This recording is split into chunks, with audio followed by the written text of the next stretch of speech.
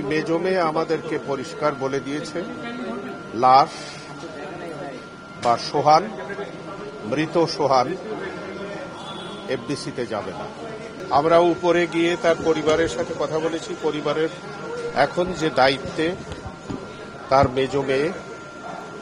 মেজ মেয়ে তার ফ্ল্যাটেরই উপরে একতলা উপরে থাকত।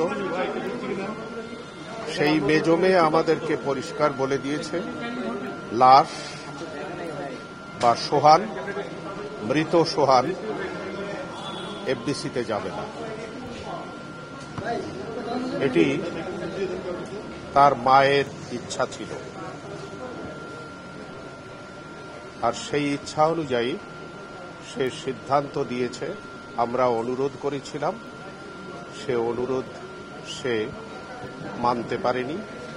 সে বলে দিয়েছে মৃত সোহান এফডিসিতে যাবে না। আমাদের কিছু করার নেই। তারপরও আমরা বলবো, সারা দেশবাসীর কাছে অনুরোধ করব, সোহানের জন্য আপনারা দোয়া করবেন। সোহানের আত্মার মাগফিরাত কামনা করব। আমরা সবাই মিলে এখন একটাই করতে পারি, সোহান এবং সোহানের স্ত্রীর আত্মা যেন শান্তি পায়, এই চেষ্টাই আমরা করব। আজকে রাতেই টাঙ্গাইল নেওয়া হবে কিনা সে সিদ্ধান্ত পরিবার দেবে, সেই বিষয়ে আমাদের জানা। হ্যাঁ, চলচ্চিত্র শিল্পের জন্য একটা বিরাট ক্ষতি। সোহানের জায়গা আর কেউ পূরণ করতে পারবে বলে আমার ধারণা। কারণ সোহান একজন ভালো নির্মাতা ছিল। সোহান দারুণভাবে আবেগপ্রবণ লোক ছিল। সোহান রোমান্টিক ছিল। সোহানের মৃত্যুতে আমাদের চলচ্চিত্রের অপূরণীয় ক্ষতি হয়ে গেল।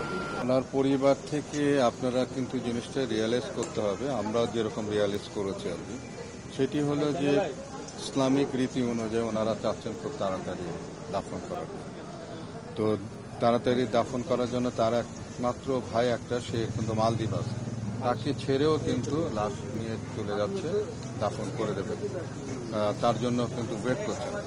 এখন যেহেতু এই রাতের বেলায় লাশ নিয়ে যাচ্ছে, টাঙ্গাইলে চলে যাচ্ছে, তো সেহেতু আমাদের তো এফডিসিতে নিয়ে যেতে হলে আপনার সকাল লাগবে। তো এতটা সময় তারা আসলে লাশ রাখতে চাচ্ছেন না। তারা দাফনটা এই রাতের বেলা নিয়ে গিয়ে সকালেই ওইখানে একটা জানাজা হবে এবং আপনার ফজরের পরে জানাজার পরে তার কবরস্থ তাকে করা হবে।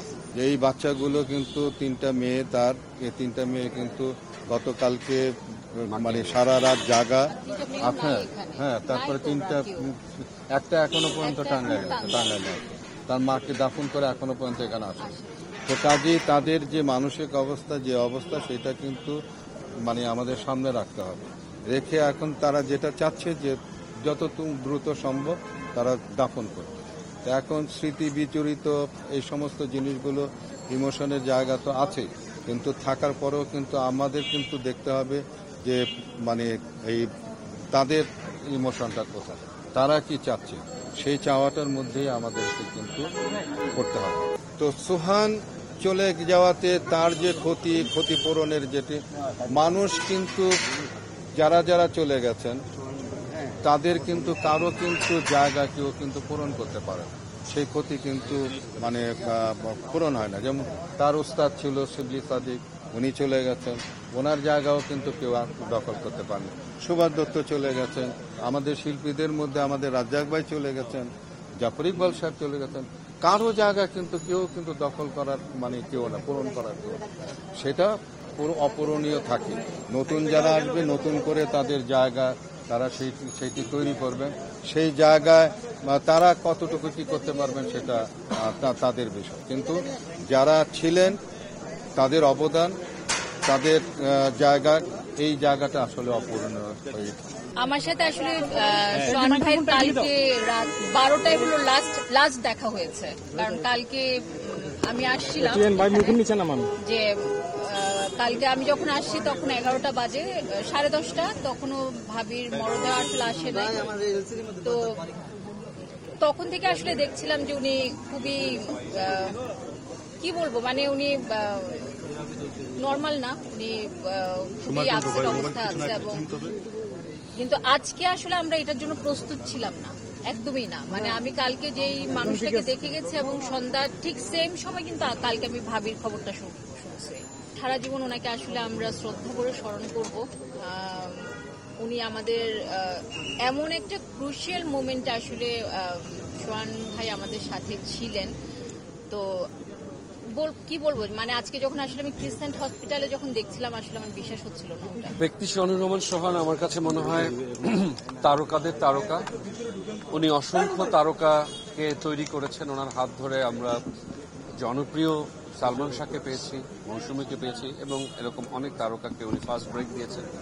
অসংখ্য হিট ছবি বাংলাদেশ চলচ্চিত্রকে ওনার ছবি সমৃদ্ধ করেছে।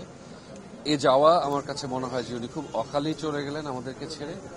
তবে আমি ওনার শোক সন্তপ্ত পরিবারের জন্য আমি চাবো যে আপনারা সবাই দোয়া করেন, কারণ 3টি মেয়ে, তারা আগের দিন মাকে হারিয়েছে, 24 ঘন্টা পার হয়নি বাবাকে হারিয়ে ফেলেছে। কাজেই এ শোক যেন তারা সামাল দিতে পারে আমি চাবো, এবং আল্লাহ যেন তাকে বেহেশতে নসিব করেন এবং তাকে আমরা সবাই যেন মাফ করেন।